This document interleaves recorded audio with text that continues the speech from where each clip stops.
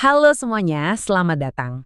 Gini deh, pernah kepikiran gak sih, setiap kali kita buka browser dan menjelajahi internet, kita tuh sebenarnya lagi jalan-jalan di dunia digital yang dibangun dari satu fondasi yang sama. Nah, hari ini kita akan bongkar tuntas fondasi itu, HTML, bahasa yang jadi tulang punggungnya seluruh web. Waktu lagi asyik-asyiknya scrolling di situs favorit kamu, pernah nggak tiba-tiba mikir, ini semua gimana cara kerjanya ya? Kok bisa teks, gambar, sama link ini jadi satu halaman yang rapi? Nah, rasa penasaran itu yang bakal kita jawab tuntas hari ini. Jawabannya ternyata simple banget. HTML, singkatan dari Hypertext Markup Language. Anggap aja ini tuh kerangka atau tulang punggung dari setiap halaman web yang pernah kamu lihat.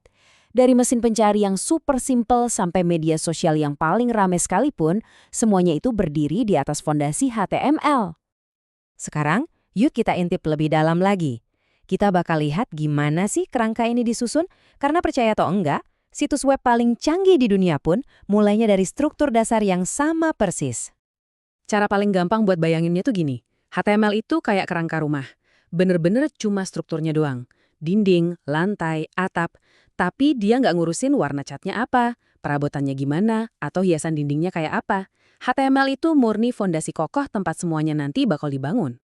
Nah, ini dia cetak biru dasar dari setiap halaman web. Doctype itu kayak ngasih tahu browser, woi ini dokumen HTML nih. Terus ada tag HTML yang ngebungkus semuanya. Di dalam head kita simpen info-info yang nggak kelihatan, kayak judul yang muncul di tab browser kamu. Dan yang paling penting, body. Disinilah semua yang bisa kita lihat, kayak teks, gambar, video ditaruh. Kalau HTML itu kerangka rumah, ya berarti situs web juga punya ruangan-ruangannya dong. Ada bagian-bagian standar yang bantu kita nata konten biar pengunjung gak bingung. Coba lihat deh, pasti familiar banget kan sama tata letak kayak gini. Di paling atas itu ada header, biasanya buat logo dan menu navigasi. Terus di tengah jelas ada konten utama.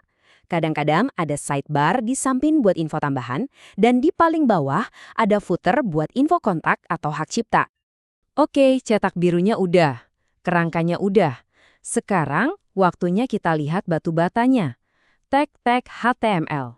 Inilah perintah-perintah spesifik yang kita pakai buat ngasih tahu browser harus nampilin apa. Kita mulai dari yang paling penting, judul. Dengan pakai tag H1, kita sebenarnya lagi bilang ke browser, ini judul utama halaman ini ya. Teks apapun yang kita taruh di antara tag H1 dan H1 bakal otomatis jadi judul yang paling gede dan paling menonjol.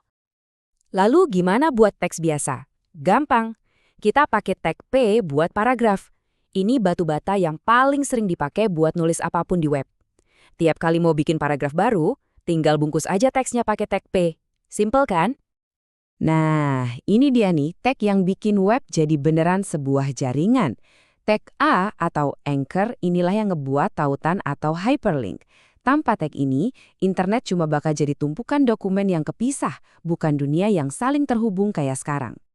Tentu aja, web tanpa gambar rasanya hambar ya, makanya kita pakai tag IMG. Tapi perhatiin deh bagian SRC itu singkatan dari source, yang tugasnya ngasih tahu browser lokasi file gambarnya di mana.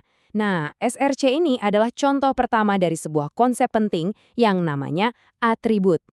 Jadi, apa sih atribut itu? Gampangnya gini, atribut itu kayak catatan tambahan yang kita selipin ke dalam tag buat ngasih perintah yang lebih detail. SRC ngasih tahu tag gambar, gambar mana yang harus ditampilin. HRF ngasih tahu tag tautan harus pergi kemana. Atribut inilah yang bikin tag-tag HTML jadi jauh lebih canggih dan berguna. Oke, bahan-bahannya udah ngumpul semua. Sekarang gimana cara ngerakitnya jadi sesuatu yang beneran berfungsi? Yuk kita coba bangun salah satu elemen yang paling sering kita lihat di setiap situs, bilan navigasi atau navbar. Prosesnya tuh logis banget loh. Pertama, kita pakai tag nav buat nandain kalau ini area navigasi.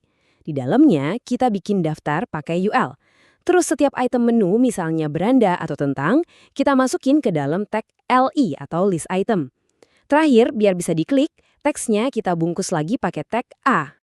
Dan inilah hasilnya kalau semua digabungin. Lihat deh gimana tagnya saling bersarang satu sama lain.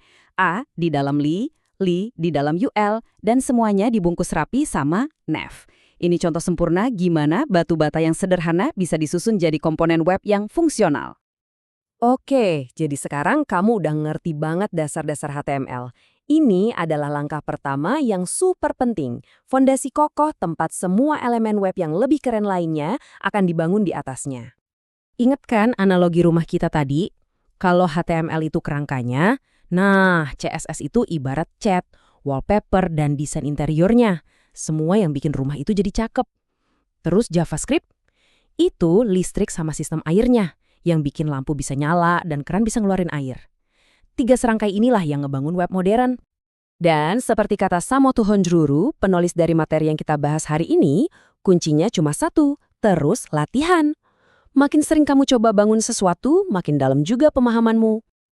Jadi, setelah lihat betapa sederhananya batu bata buat bangun web, pertanyaan paling penting sekarang buat kamu. Dengan pengetahuan baru ini, halaman web apa nih yang bakal kamu ciptain pertama kali? Mungkin portofolio karyamu, atau blog pribadi, atau mungkin halaman khusus buat hobimu. Sekarang, bolanya ada di tanganmu.